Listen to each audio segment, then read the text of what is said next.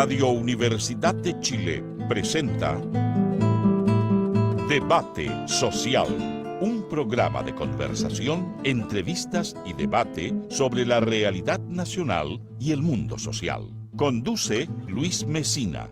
Debate Social en el 102.5 de la banda de frecuencia modulada. Hoy comienza la versión número 33 de la Teletón. Nacida en 1978, hoy cumple 44 años. En las 32 teletones efectuadas ha logrado recaudar más de 726.628 millones de pesos, o su equivalente en dólares, 764 millones, siendo el 66,22% el aporte de las personas y el 33,78% de las empresas. Es decir, más de 2/3 lo colocan las personas comunes y corrientes. Durante el año 2021 logró 1.487.639 donaciones a través de plataformas digitales y 762.614 donaciones presenciales. Y lo más relevante, atendió 31.317 personas en sus 14 centros de atención que mantiene a lo largo del país.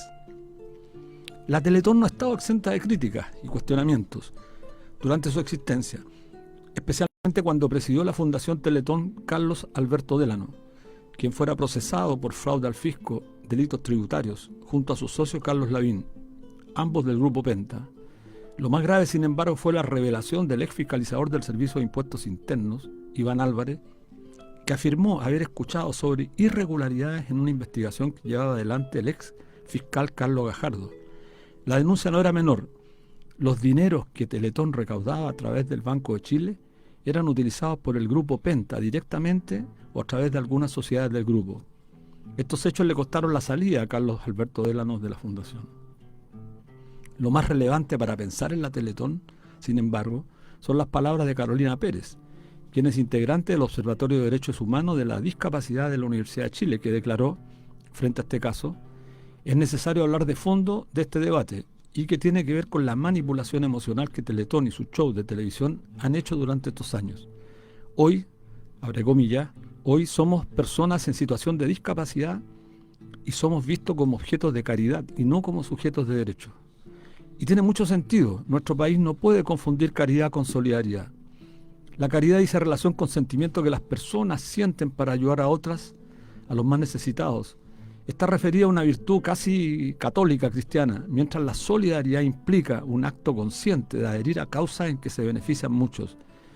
Significa la solidaridad dar con el objeto de asistir a aquellos menos afortunados en la vida.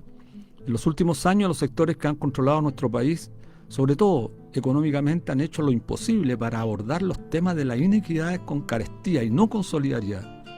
Lo vemos hoy en el tema de los derechos a la seguridad social. La derecha insiste en utilizar recursos públicos que se obtienen mayoritariamente de los impuestos que pagan los más pobres para resolver el tema de las pensiones que ya se arrastra por 41 años. La solidaridad adquiere una importancia mayúscula a propósito de la Teletón. Si más del 66% es quien financia esta tremenda obra de apoyo a personas que requieren ayuda, se puede echar abajo la tesis entonces que predomina maliciosamente por los medios de comunicación respecto de que las personas en Chile quieren todo para ellos y nada para los demás. Bueno, la Teletón muestra lo contrario. Como el Estado en estos 50 años abandonó definitivamente el reconocimiento a las personas como sujetos de derecho, hubo que recurrir a la ayuda de todos para financiar una obra que debiera ser responsabilidad del Estado y financiada con impuestos, como ocurre en la mayor parte de los países civilizados. En estos días, nuevamente se verá la solidaridad del pueblo chileno. No cabe duda que se logrará la meta, pero lo que importa es que Chile restituya derechos. La salud, la previsión, desde que fueron convertidos en negocio, dejaron de ser derechos en nuestro país y eso no se puede seguir aguantando. Ojalá esta versión número 33 nos ayude a pensar y reflexionar sobre la solidaridad, sin desconocer que esta tremenda obra ha permitido a muchos enfrentar sus problemas de discapacidad ante la ausencia de un Estado que justamente cumple el rol de proteger a los sectores más débiles y más necesitados de nuestro país.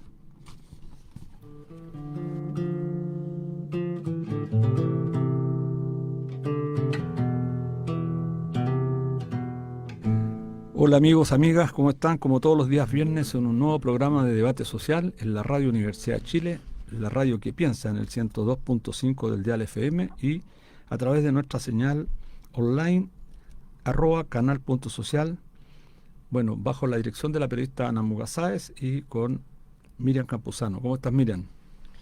Hola, buenas tardes, saludarlas a todos quienes nos escuchan en este viernes, esta semana cortita, que fue como con este largo feriado, y que estamos aquí pues con estos 3 días tremendamente noticiosos, Luis, muy noticioso. Hoy en la noche empieza la Teletón. El presidente Boric anunció su reforma previsional, entonces tenemos harto de qué conversar en esta tarde. Bueno, tú bien lo decías en tu introducción, pues, hace falta que el Estado tome en sus manos garantizar la atención de la gente que por alguna circunstancia llega a tener un grave discapacidad, nace o tiene un accidente, no sé, pero no solamente de los niños, sino también adultos que quedan postrados y que solo, como vulgarmente se dice o popularmente se dice, solo el pueblo salva al pueblo, porque lo que se demuestra con las cifras que tú diste, casi el 70% del aporte a la Teletón lo hace la gente común, el trabajador, la pobladora, el estudiante. Entonces, al final es el que tiene el salario mínimo el que levanta esta enorme gestión. Sí, bueno, es evidente la solidaridad que expresa el pueblo casi de manera espontánea cada vez que se realiza un acto como este, que sin ninguna duda tiene una cantidad importante de efectos como los que anunciaba yo en la crítica que se le hace, pero sin embargo tiene un elemento positivo, que es despertar la solidaridad entre los más necesitados. Y ese es un acto absolutamente, yo diría, digno, un acto excelso, perdonando la sutiquería, pero es un acto que redime a la persona a la más alta consideración, y eso tiene que ver justamente con mostrar que los seres humanos somos seres dispuestos a solidarizar. ¿Y qué ocurre? Que esta gente que ha tenido el poder tanto tiempo ha intentado insistir en la lógica del individualismo, capitalización individual, insiste en una propuesta que mantiene intacto este sistema después de 41 años, y creo que tiene que ver mucho este tema en la Teletón, aunque la gente no logre tal vez asociarlo con lo que estamos hablando. Mira, un solo dato, Miriam, que lo dije en la mañana en un programa de televisión. Las ganancias de las AFP son francamente obscenas.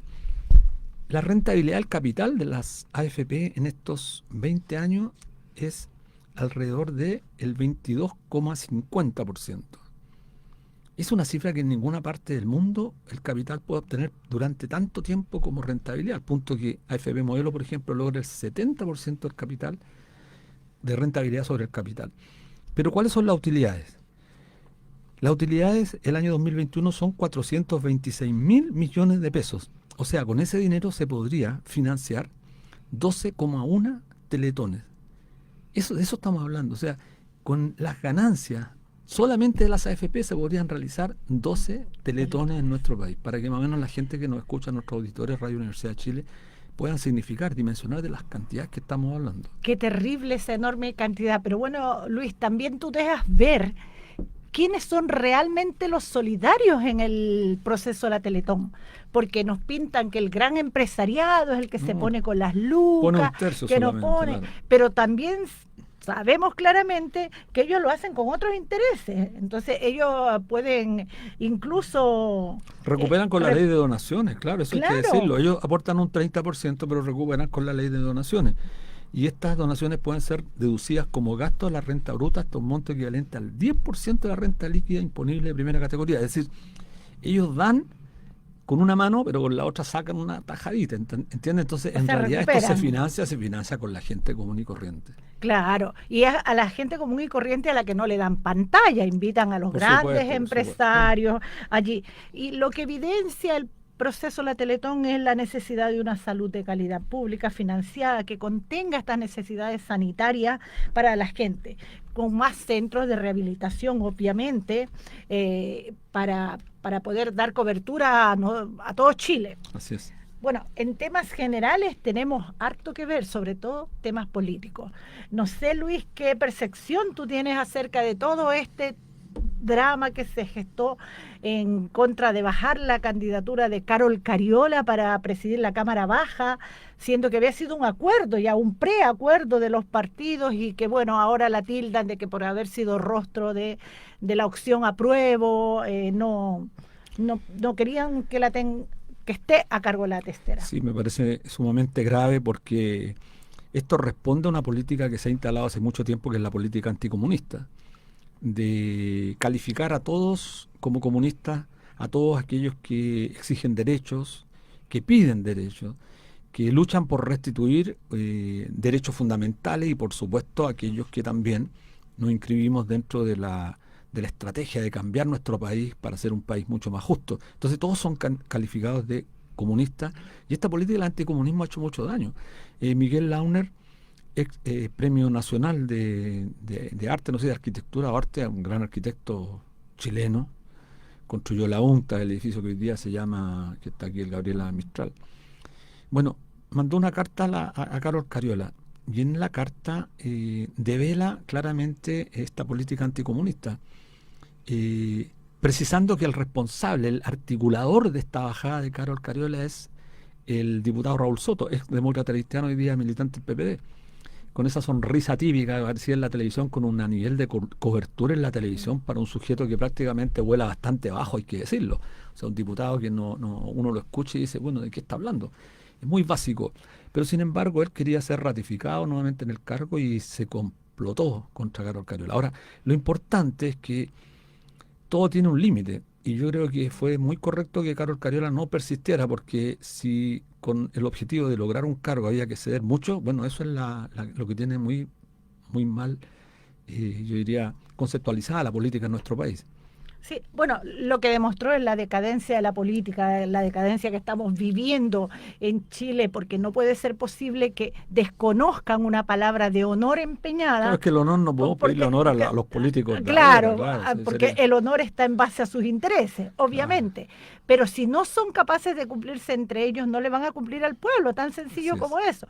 Entonces, ellos están allí por intereses propios, pero para llegar allí necesitaron el voto de la gente común, que votó engañada y que hoy se siente defraudada. Así es. Bueno, es ya parte de la característica de la política en nuestro país, que ya, bueno, lo que prima hoy día es la incoherencia, la inconsecuencia, no hay valores, no hay yo diría, hay muy pocos diputados, quizás habrán algunos que no conocemos, pero falta mayor valentía, mayor convicción para enfrentar las mentiras de la derecha en este país. En materia de derechos sociales, fundamentalmente, vemos cómo la derecha remete sobre este tema del 6%, que luego lo vamos a discutir con un especialista que tenemos invitado hoy día, un gran especialista, cómo arremete distorsionando la realidad, y no hay nadie en el Congreso que salga con pachorra, con valentía, no pensando en lo que le va a decir el diario El Mercurio y no pensando en lo que le va a decir el gobierno de turno, pues si aquí se necesita que la política tenga un componente ético, y eso fundamentalmente se puede desarrollar en la medida que también el sujeto tiene grados de autonomía importantes para actuar en consecuencia de lo que piensa y no siempre estar pensando en el cálculo político, como ha ocurrido desgraciadamente con los políticos. Y entre paréntesis, muchos de los políticos jóvenes y políticas jóvenes han caído en esta trampa, con lo cual la lleva también a un proceso de... Bueno, pero en sí, ¿por qué se le cobró esto a la diputada Cariola? ¿Por qué? Porque ella fue parte de esta demanda que le pusieron al director de los derechos humanos, a Mico, sí, y que no le perdona a este sector. También fue parte de una iniciativa de que los padres que no paguen la pensión alimenticia se les pueda cobrar de los ahorros previsionales. Entonces todo eso molestó. ¿A quién molestó? Al partido de la gente, algunos independientes, algunos de la derecha. Entonces son cosas como tan obvias. Sí, a la democracia cristiana. Bueno, la democracia cristiana, subrayarlo y colocarlo siendo democracia cristiana. Sí. Son muy pocas las personas que se salvan en realidad, desgraciadamente, de este partido. Bueno, vamos a tener en unos minutos más al Álvaro Gallego, ex superintendente de pensiones. Muy importante, porque vamos a tratar un tema que por supuesto le interesa a la gran mayoría de nuestro país, con una persona especialista en el tema, y vamos a poder despejar muchas dudas, muchas inquietudes que hoy día están en la cabeza de la gente, porque como siempre se ha dicho, este tema parece ser el más importante en el país, la demanda más sentida, pero está vinculado al tema de la política tributaria, al tema de los impuestos de los ricos, etcétera, etcétera. Así que, bueno, él es un especialista y vamos a ir con él un ratito más, así que vamos a un corte musical. Mire.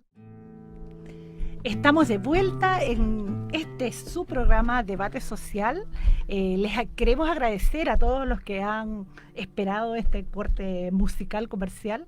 Y bueno, ya estamos aquí con nuestro invitado, pero vamos a hacer una pequeña introducción, ya que el miércoles pasado el presidente Gabriel Boric anunció la reforma de pensiones, entregando detalles de la manera en que se pensaba ir dando forma a los cambios anunciados. Sería la tercera propuesta de reforma al sistema de pensiones anunciado por un presidente electo. Lo hizo la presidenta Michelle Bachelet, el presidente Piñera y hoy Gabriel Boric. ¿En qué han coincidido estas tres propuestas? En que todas han querido mantener intacto el negocio de las AFP. Bueno, pues para conversar sobre la reforma presentada esta semana nos encontramos en este estudio con el economista Álvaro Gallegos, quien fue ex superintendente de pensiones bajo el gobierno de la presidenta Michelle Bachelet. Álvaro Gallegos es ingeniero comercial en la Universidad Adolfo Ibáñez y máster en Business Law en la misma universidad. Experto en materia de regulación financiera. Le damos la muy cordial bienvenida a Álvaro. Le agradecemos su tiempo. Bueno, muy bienvenido, Álvaro. Para nosotros es muy importante contar con tu presencia, especialmente en un momento que se está debatiendo uno de los temas quizás más que ha tenido la más grande reivindicación de nuestra sociedad en los últimos años. Debe ser quizás el tema más importante para el país. Bueno, para comenzar, cuéntanos cómo ha sido tu experiencia en este tema, cómo fue la experiencia de liderar la superintendencia de FP. En ese tiempo creo que era de FP, ¿no era de pensiones todavía? No, ya era de pensiones. Ya era superintendencia de pensiones. Y bueno, la experiencia tuya nos sirve mucho a quienes para tener una discusión seria sobre los temas importantes y no seguir con la discusión esta que más bien a veces caricatura, está sobre ideologizada. Entonces ir con una propuesta técnica, con una visión técnica, una persona que maneje el tema y que no tiene fanatismo, porque eso creo que es lo importante. Así que te damos la bienvenida, Álvaro, y bueno, y entremos en materia. ¿Qué te ha parecido todo esto? Bueno, primero muchas gracias Miriam y Luis por la invitación. Efectivamente, estamos nuevamente en un debate de reforma de pensiones y nosotros tenemos que hacernos la pregunta, bueno, ¿por qué estamos en un debate de reforma de pensiones? Y es porque las pensiones son muy bajas, bajísimas. Y como recién en la introducción decía Miriam, efectivamente ha habido intentos de reforma que no han prosperado porque finalmente hay obstáculos para avanzar en una genuina reforma estructural de este sistema que fue instalado en dictadura y que condena a los pensionados a una vida muy difícil en la vejez, porque las pensiones no alcanzan. Así que, bueno, es un tema que hay que abordar urgentemente y ojalá que esta vez se avance. Bueno, tú fuiste superintendente de pensiones antes de las grandes movilizaciones del No Más FP. En el periodo que tú presidías la superintendencia de pensiones, ¿cuál es la impresión que tenías de este negocio que tienen las AFP detrás? Bueno, la impresión que me hice y que se ha ido confirmando en el tiempo es que todo este sistema regulatorio, porque está en una agencia regulatoria, ¿no?, que ordena este sistema, está pensado para proteger el negocio del incumbente, de la AFP en este caso, y de otros que también, prestadores privados que participan, más que tener el foco en el trabajador, el afiliado y finalmente el pensionado. ¿Te tocó en un momento difícil porque justamente estaba Tamara Agni en ese problema o Soledad Bernstein? Entre las dos tuviste, ¿no? Claro, yo reemplacé a Solange Bernstein, que había sido subintendente de pensiones con Michelle Bachelet 1 y con Sebastián Piñera 1. Claro. Luego me incorporaron a ese cargo con una duración breve, porque rápidamente la industria se percató que no iba a empatizar con sus intereses, sino con los de los trabajadores, Y rápidamente eso significó que tuviera que salir de ahí.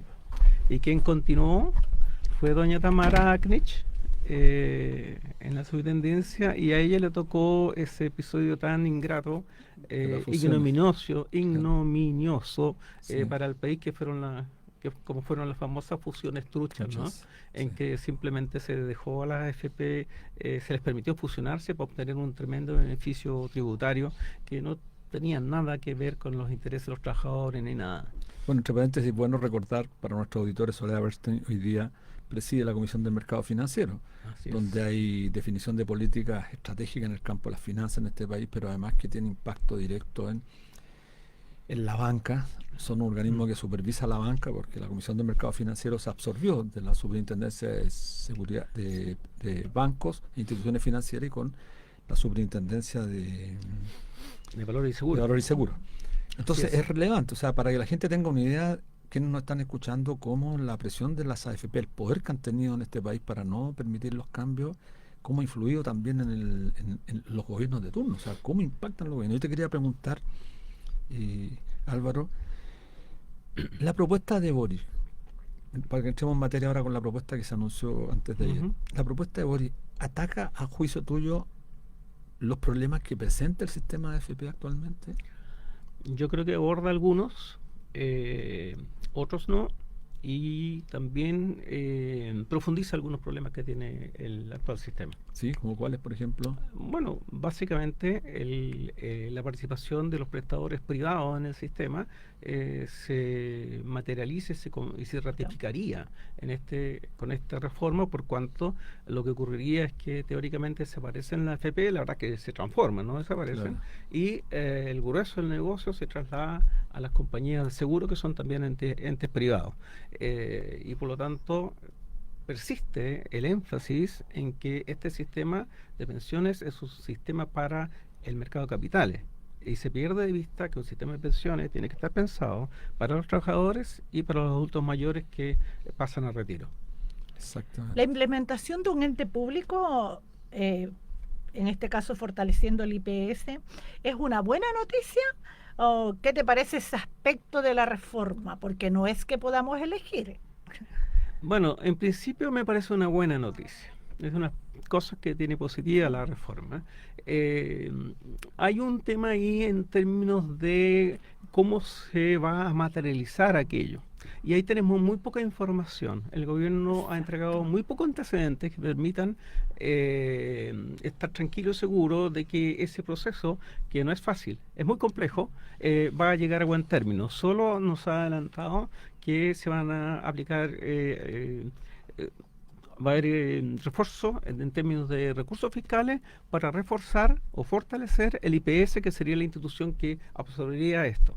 Pero bueno, como ya tenemos canas en el pelo, sabemos que cualquier tipo de fusión, migración de sistemas gigantescos como de los cuales estamos hablando, no es tarea fácil, y entonces uno tiene que mirar con cierta distancia los números que ellos han propuesto, tanto en términos de los fortalecimientos que requiere el IPS, como respecto del resultado en términos del ahorro que se produciría. Todas esas cosas, en todas las fusiones, siempre están al principio, pero terminan siendo muy distintos al final del tiempo. Y llegar a un estado en régimen de este nuevo IPS va a tomar muchos años y va a ser muy costoso.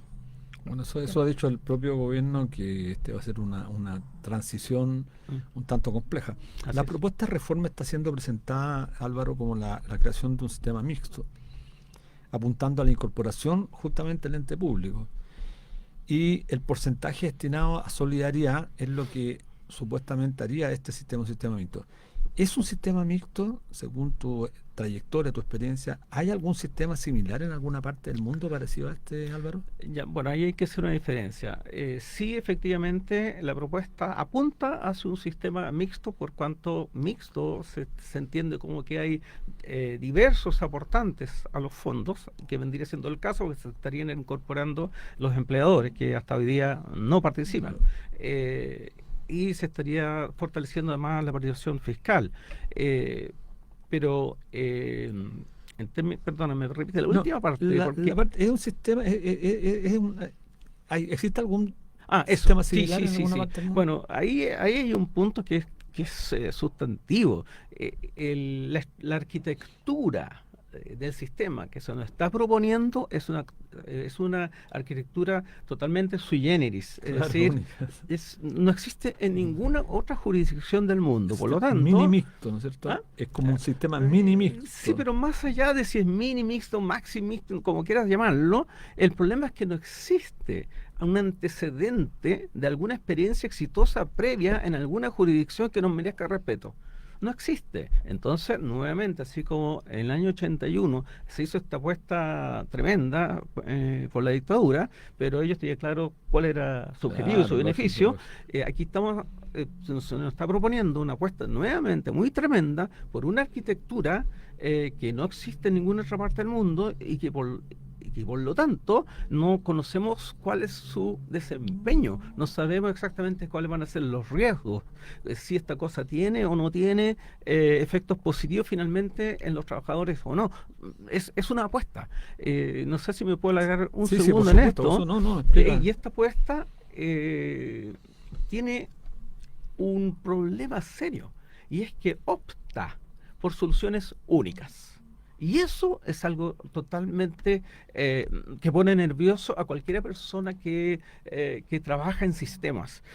Uno quisiera tener diversidad de opciones, pero acá tenemos, no sé si me estoy adelantando, pero la propuesta está proponiendo una única modalidad de pensión, que es la renta vitalicia. Sí. Una sola. Eso no existe en ninguna parte del mundo. Exacto. Sí, eso lo queremos abordar con más profundidad porque sabemos. Y la otra exclusividad que tiene esto es que también nos propone un único fondo, porque se van a eliminar los multifondos.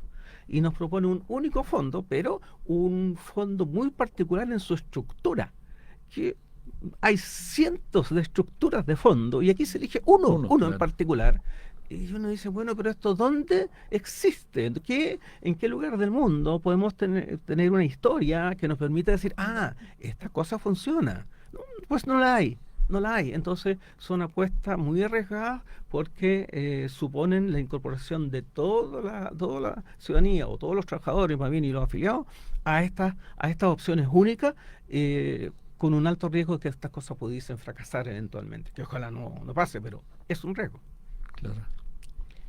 ¿No te parece? No, bueno, sí, me parece interesante. Yo me quedé. Sí. Bueno, mira, se aumenta la cotización previsional en 6%. Este es un tema que la gente ha estado preguntando mucho, con cargo al empleador, pero de este monto solo un 3% irá a solidaridad. Un 30% al 6%, es decir, 1,8%. 1,8 irá a solidaridad para mejorar las pensiones más bajas. Esto equivale, bueno, como decíamos, a 1,8 al salario de la remuneración. Y el otro 4,2 irá a una cuenta nocional. Explícanos, por favor, cómo es este intrincado mecanismo, porque no es fácil para la gente, para los especialistas tampoco, es un tema tan fácil comprenderlo. Aún no se hace entrega del proyecto de propuesta, y falta el informe financiero que acompañe esta propuesta para que uno se ponga a estudiarlo más en profundidad. Pero para nuestros auditores, Álvaro, y sabemos que está escuchando mucha gente también en provincia, porque anunciamos la participación tuya como ex superintendente y la gente está muy interesada en provincia. Entonces, ¿qué significa este 6%? Las cuentas nocionales, por favor. Bueno, esta es una de las particularidades de la propuesta, porque como no se modifica el carácter de la capitalización individual en lo sustantivo, entonces el aporte del empleador, que es una cosa bienvenida, porque hay que recordar que Chile es el único país de la OCDE donde el empleador no aporta al fondo. En consecuencia, debemos estar contentos que finalmente, después de 40 años, el empleador vuelva a aportar al fondo, ¿verdad? El problema está que en los sistemas que están vigentes en Europa, por ejemplo, donde existe esto de que aportan tanto trabajadores como empleadores, bueno, ellos ambos aportan un mismo fondo. Es esta cosa rara de que los trabajadores aportan a sus fondos individuales, a sus cuentas individuales, y el empleador aporta un fondo que se instala adicionalmente al sistema. Es como muy raro. Y eso hace que al final ese fondo que se va a ir, que va a ir generando el aporte de los empleadores, bueno, él de hecho en la propuesta no paga pensiones, po. Lo que hace es pagar subsidios. En otras palabras, si uno lo quiere mirar como economista, uno lo que mira ahí, lo que ve es que, el fisco se quiere ahorrar el pago de los subsidios y le pasa la carga a los empleadores a través de impuesto de previsional, de seguridad social. Y de ese fondo que se va a ir acumulando, no se pagan pensiones, se pagan subsidios para paliar una serie de problemas que tiene el sistema. Y eso lo hace ineficiente y de otro lado es lo que finalmente termina mostrando que es una arquitectura novedosa, no existe en el mundo. Sí. Entonces es como muy difícil entender cuál fue la racionalidad que estuvo detrás de esto. Sí, yo también estamos bastante sorprendidos porque cuesta un mundo entender cómo, porque dicen que efectivamente este 1,8% va a venir a resolver los problemas de inequidades de género, a pagar mejores pensiones. Entonces uno dice, ¿pero cómo? O sea, ¿cuál es el mecanismo? Pero además no te referiste mucho a las cuentas nacionales, sería bueno que lo explicaras, porque este es un tema siempre poco conocido en el país. Sí, y hay muchos conocimientos de lo que es una cuenta nacional, que es un... La gente lo dice como, es mi plata. Claro, la cuenta nacional es una cosa, es como un bicho raro, porque no es una cuenta donde existan fondos reales, sino que es una cuenta donde se registran ahorros, se registran pero como un número, no es un lugar donde usted vaya a girar plata y la vaya a sacar de ahí, ¿verdad? Entonces, para mí todavía es un misterio cómo es que el aporte del empleador, que va a ir en una parte, 30% va a ir al fondo colectivo, y el 70% a estas cuentas nacionales. Entonces digo, pero es que esas cuentas no reciben plata. No son para recibir plata, es una cuenta de registro. Entonces todavía no estoy claro cómo lo piensan hacer. Ahora, respecto de los problemas que se pretende resolver con este fondo adicional, como señalaba recién Luis, el asunto de las mujeres, yo quiero decir que aquí, no sé si me permite, sí, por Luis, supuesto. Pero esto es una cosa muy rara. Ocurre que en Chile tenemos tablas diferenciadas por sexo. Y las mujeres viven más que los hombres, eso es una realidad. Y entonces, cuando se les calculan las pensiones hoy, ¿no es cierto?, a las mujeres a través del retiro programado, sus pensiones son menores porque ellas viven más, porque están sujetas a una tabla distinta. Bueno, yo quiero contarle a las mujeres que nos están escuchando que esta es una práctica que está proscrita en el mundo desarrollado. Está proscrita, o sea, no se puede hacer. En Estados Unidos, desde el año 1964 por un fallo de la Corte Suprema de los Estados Unidos. Y posteriormente en Europa, la Corte Superior de Justicia Europea aplicó exactamente el mismo criterio y tampoco en Europa se pueden ocupar tablas diferenciadas por sexo. Sí. ¿Por qué? Porque son una discriminación basada en género. ¿Cuál es la solución que nos propone la propuesta de gobierno? Nos dice, no se preocupen, les vamos a dar un subsidio para compensar. Entonces yo digo, oiga, pero ¿y por qué no mejor fusionamos las tablas? Porque honestamente, uno, más práctico, más simple, y segundo, mi punto de vista es que este no es un problema de lucas más o lucas menos, esto es un problema de dignidad. ¿Cómo es posible que a la mujer haya que regalarle plata? Claro, porque un subsidio es un regalo de plata, una transferencia, para resolver este problema que viven más. Lo lógico es que hombres y mujeres, ambos géneros, compartan la longevidad de ambos, pues. Sí, es como tan obvio. Tan obvio. Muy buenos los antecedentes que entrega Álvaro, son contundentes. Me tocó la suerte de escucharte ante el equipo técnico. Lo digo, no sé si es un problema para ti, pero tuvimos una reunión importante con el equipo técnico del gobierno en esta materia hace muy poco, el viernes pasado para ser más concreto. Y bueno, Álvaro planteó estos temas que son contundentes, o sea, Estados Unidos en el año 64, claro, y entonces estamos hablando del país Estados Unidos, y claro, las tablas diferenciadas por sexo no deberían existir en el país. Pero además hay otro tema que quiero preguntarte, aprovechando la reflexión que has hecho, que es tan relevante. Hoy día en la mañana nosotros tuvimos la suerte de participar en un debate con Bernardo Fontaine del grupo con Mi Plata No. Entonces en un momento le planteamos, bueno, sería bueno corregir el tema de la La brecha de género. discriminación que hay con la mujer. ¿Y por qué entonces no establecer que la PGU, la pensión garantizada universal, se pague cuando las mujeres cumplen los 60 años y no esperar 5 años? Entonces quiero preguntarte qué opinas tú de eso, porque he leído algo de lo que has publicado. Bueno, efectivamente, así como el sistema de FP en sus reglas internas perjudica derechamente a la mujer, como lo acabamos de comentar, porque básicamente reproduce todas las brechas de género que hay en el mercado laboral, las brechas de género porque la mujer es la que se dedica al cuidado de la familia, de los hijos y después de los adultos mayores, y por lo tanto perjudica su densidad de cotización, ¿verdad? Bueno, entonces, en mi opinión, claro, sería útil que la PGU empezara a pagarse a los 60 años a las mujeres, porque si ustedes recuerdan, si bien fue un gran avance el pilar solidario que se instaló en el 2008, mantuvo esta idea de que solo se podía acceder a sus beneficios a partir de los 65 años. Entonces las mujeres que se jubilan a los 60 tienen que esperar 5 años para recibir esos beneficios. Y entonces yo quiero tirar aquí el número. La pensión mediana, es decir, la mitad de las mujeres recibe 33.000 pesos o menos de pensión autofinanciada. Yo me caí porque dije 45, porque 30, tenía un dato anterior. Sí, claro, 35. Son 33.000 pesos, y entonces la mujer, su pensión autofinanciada, la que logra, digamos, obtener del sistema de AFP, no le permite comprar 1 kilo de pan al día. Es dramático. ¿Ah? Y entonces ese es para un tema contundente, o sea, la pensión no alcanza para nuestros auditores que escuchen bien. Estamos con Álvaro Gallego, ex superintendente de pensiones, que el tema sabe bastante. La pensión mediana, es decir, la mitad de las mujeres que se están pensionando hoy día obtienen una pensión autofinanciada, es decir, con su ahorro la pueden financiar, que no les alcanza para comprar 1 kilo de pan al día. De eso estamos hablando. De eso estamos hablando, sí, por eso que esto es tan angustiante y por eso que existe esta demanda social tan fuerte y que la élite política y económica no ha sabido atender.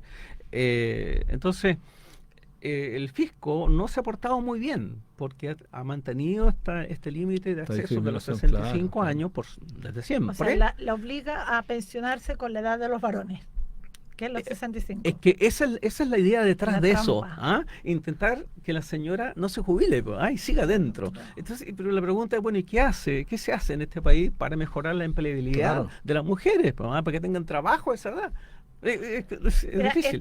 Es tan crítico el tema que estaba recordando, hoy estuvimos como a las 3 de la tarde por Estado con Agustina, y estaba una señora afuera del edificio corporativo del banco que está ahí, con un megáfono diciendo que era pensionada en Provida, que por favor le ayuden, que su enfermedad y que la pensión era tan baja que de verdad llegaba a conmover a la gente que pasaba por allí.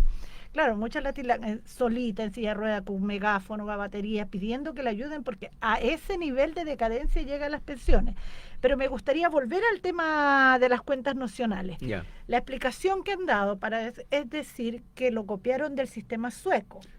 Sí. ¿Es así? ¿Conoces algo del sistema sueco? ¿O funciona? Sí, ¿No funciona? No, efectivamente viene del sistema sueco. Fue una reforma que introdujo un gobierno de derecha en su momento en Suecia, cuando se daban cuenta que el sistema de reparto que ellos tienen allá y que continúa existiendo estaba teniendo déficit. Entonces idearon estas cuentas nacionales de manera tal de reducir el gasto fiscal. Básicamente esa era la idea. Y esta cuenta nacional es simplemente un registro de derechos de pensión. Claro. De derechos de pensión, yo lo diría de esa manera. Entonces, no es necesariamente plata, sin perjuicio que las cotizaciones de esas personas se incorporan ahí como un dato, pero no como plata. O sea, no es una cuenta en el banco. ¿Ya? Y eso esa cuenta nacional permitía no solamente entonces incorporar las cuestiones hechas, sino otros factores adicionales no monetarios para entonces conformar una mejor pensión. ¿Okay? Ahora, en nuestro caso, todavía me resulta, como dije hace un momento, muy difícil entender cómo del 6% de los empleadores, que es plata, eso va a ser plata. Entonces dicen 4,2% de esos 6 van a cuentas nacionales. ¿Y dónde van? Entonces, claro, yo me pregunto, bueno, ¿dónde? ¿Pero dónde va? ¿Eso va a estar invertido? Obvio, tendría que estar invertido. Mercado Capitales. Claro. Ahora, no sé si usted me permite, porque el tema de las cuentas nacionales es una cosa tan enredosa que la entiende muy poquita gente y el público en general no va a entenderlo, no tienen por qué entenderlo por lo demás. Yo le preguntaba a un empresario, mira, esa platita que tú estás poniendo, ese 6%, resulta que el 70% va a ir a la cuenta individual de tu trabajador. Sí, pues me decían. Entonces, ¿tú cómo lo interpretas? ¿Es una donación? ¿O es un aumento del salario? Porque eso todavía no está claro. Y le pregunto a un señor tributarista, y el señor tributarista me dice, mira, hay un problema. Los impuestos en Chile, de acuerdo con la Constitución, solamente puede tener por destino los fondos generales de la tesorería. No pueden tener destino específico. Y por lo tanto, esta cuestión van a tener que vestirlo de alguna manera, porque un impuesto que impone el Estado al empleador va a ir a la cuenta de una persona particular que es trabajadora. Entonces, todas estas cosas todavía no están resueltas.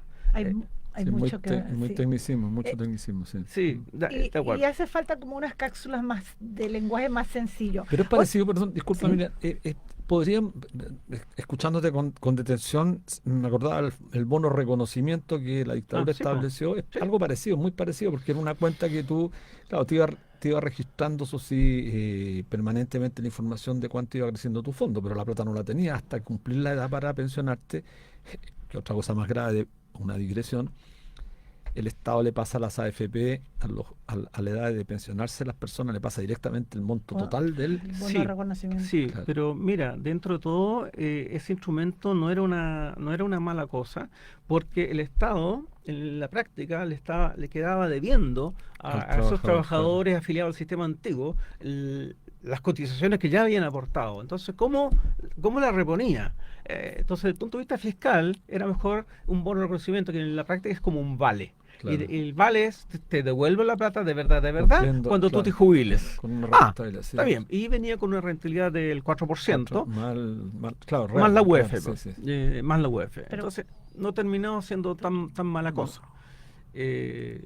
Y cuando se jubila la persona, todavía hay gente que tiene bono de reconocimiento. Sí. Bueno, ese bono de reconocimiento se pasa totalmente a se valida en el IPS y el fisco, digamos, lo licúa, lo liquida y pasa a formar parte ya como un activo del fondo de pensiones.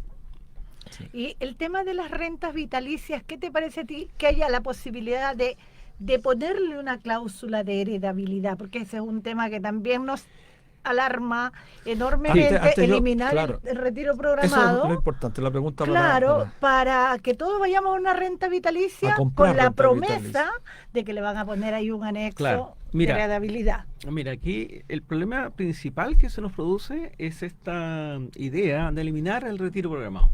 Claro, eso significa que el trabajador, al momento de pensionarse, hoy día tiene 2 opciones y ahora se queda con una sola. Entonces, yo no entiendo por qué se le quita esa libertad al trabajador. Me dicen que el retiro programado tiene problemas. Ciertamente que tiene problemas, pero la renta vitalicia también tiene problemas. No son la panacea el uno ni el otro, y hay familias o hay trabajadores que llegan al retiro y eligen voluntariamente el retiro programado, y es la mejor solución para su situación particular, porque aquí lo que el problema de fondo que tiene esta propuesta del gobierno, me perdonan, pero los que van a veces a las tiendas, one size fits all, significa una talla le queda bien a todos. Talla única. Talla única. Pero es que no, las familias tienen necesidades distintas. Y entonces aquí se pretende una talla única para todos cuando no les calza. Imagínense usted un señor que se va a jubilar, pero tiene una enfermedad de base, tiene diabetes o tiene un cáncer. ¿Cómo lo vas a obligar a ese personaje a tomar una renta vitalicia por el resto de sus días y se va a morir en 5 Si a lo años. mejor tiene pocos días. Se va a morir en 5 años. Hagamos ese ejercicio y va a dejar, como dicen los financieros, va a dejar plata arriba de la mesa, pues. Y la compañía de seguros que administra esa cartera toma esa plata que quedó arriba de la mesa y la usa para pagarle las pensiones a los señores que viven más tiempo. Tú ahí te he escuchado y me pareció muy interesante tu fundamento para oponerte a la renta vitalicia, este tema de la discriminación o la regresividad que tiene Eso podríamos explicarlo a nuestros auditores para que se escuche por qué es regresivo el que se nos obliga a comprar una renta vitalicia. Perfecto, y es muy sencillo, Luis. Lo que ocurre es que las rentas vitalicias son un pool de fondos, se junta todo ahí. Y la compañía de seguro no distingue entre los longevos y los menos longevos. A todos le está ofreciendo lo mismo. Y el problema radica es que en el mundo, o sea, esto no es una opinión, ¿no?, ni una particularidad chilena, no. En el mundo, los segmentos de menores ingresos viven menos que los segmentos de mayores ingresos. Y eso es un hecho. Como con décadas de diferencia. Con bastante diferencia. Sí. Hubo un estudio que se hizo en Chile por una entidad sumamente respetada que llegó a la conclusión que en Santiago de Chile el varón que vive en el sector oriente vive 9 años más que el varón que vive en el sector surponiente. En el caso de la mujer la situación es peor porque la señora que vive en ese sector oriente vive 17 años más que la persona, la mujer que vive en el sector surponiente. Entonces, ¿qué ocurre? Que vas a meter a toda esa gente en un mismo saco claro. Y lo que va a pasar es que como las personas más modestas van a fallecer antes, bueno, van a dejar platita arriba de la mesa que va a servir para financiar las pensiones de los más longevos. Que la nana va a subvencionar a la patrona. Lo puedes poner en esos términos, exactamente. Ahora, y lo central en esto, si me permites, Miriam, es que no hay ningún país en el mundo donde sea obligatorio y sea la única opción para un pensionado tener una renta vitalicia. Mira, qué increíble. Entonces, ¿por qué se pretende instalar esto acá? Sí. Es una cuestión que me cuesta mucho entender. Mira, una última pregunta porque el tiempo ha pasado tan rápido. Tu opinión en general respecto a esta propuesta, ¿qué piensas? ¿Subirán las pensiones o no subirán? ¿Y qué te parece a ti que sigamos reproduciendo esta lógica de que esta industria oligopólica siempre está siendo salvada por esta suerte de respirador artificial que es, antes era el pilar solidario, ahora se llama pensión garantizada universal? Bueno, efectivamente, este sistema de capitalización individual ha fracasado rotundamente. Eso es un hecho, porque tú no puedes tener un sistema de pensiones que entregue estas pensiones tan bajas, porque es un sistema que cuesta caro. Es un sistema que nos cuesta $1.000 millones al año en puras comisiones. Y resulta que las pensiones son magras. Bueno, entonces, ¿cómo se ha resuelto el problema? Incorporando al Estado crecientemente para parchar este problema de las bajas pensiones. Hay que recordar que originalmente la propuesta de José Piñera era decir, mire, vamos a liberar al Estado de la carga de las pensiones, vamos a liberar a las empresas de la carga de la cotización previsional. Ha pasado el tiempo y hoy día el Estado paga mucho más, una proporción mucho más importante de las pensiones que lo que sale del fondo de la AFP. Para decirlo bien simple, si la mujer obtiene 30.000 pesos o 33 de la AFP y el Estado le pone 190.000 pesos por la PGU, sumamos 220. Claro. Por lo tanto, un séptimo paga la AFP, los otros 6 séptimos los paga el fisco. Entonces, ¿por qué tenemos este complejo sistema que nos sale tan caro a los chilenos? Sí, Álvaro Gallego, bueno, hemos estado con Álvaro Gallego, ex superintendente de pensiones, entregando una extraordinaria explicación respecto a un tema tan alambicado, tan complejo, y esperamos comprometerte hoy día para una pronta invitación de forma tal que ya teniendo la propuesta, teniendo el informe financiero, podamos discutirlo con más elementos. Muchas gracias por venir, Álvaro. Nada, agradecerles a todos los que nos han escuchado este viernes, los esperamos el próximo viernes, te agradecemos mucho, Álvaro.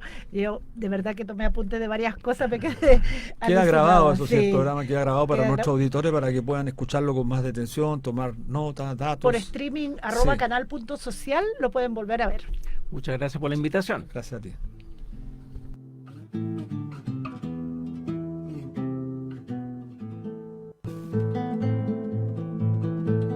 Radio Universidad de Chile presentó Debate Social, un programa de conversación, entrevistas y debate sobre la realidad nacional y el mundo social.